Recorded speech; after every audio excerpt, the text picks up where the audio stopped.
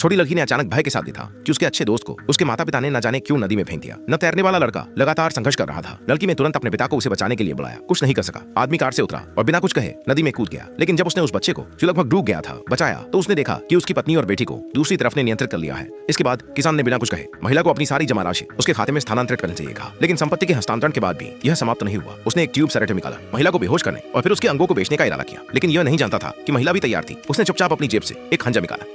जब इन दोनों अपराधियों को गंभीर रूप से घायल कर दिया तो परिवार ने जल्दी से कमरे से बाहर निकलकर दरवाजे को कसकर बंद कर दिया ताकि वे थोड़े समय में बाहर ना आ सके।